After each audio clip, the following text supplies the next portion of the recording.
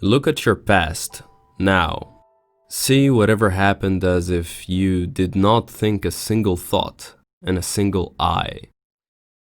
Empty shell, there you are. What a beautiful baby who got no idea of and nothing to do with the dictionary yet.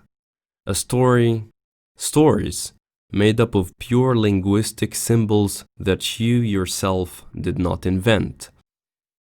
Without the story, you see a body jumping here and there, doing things and it being done upon. After all, you learn to think. You're not born with it, right? Right. So, what is even me when I say it? And what's you?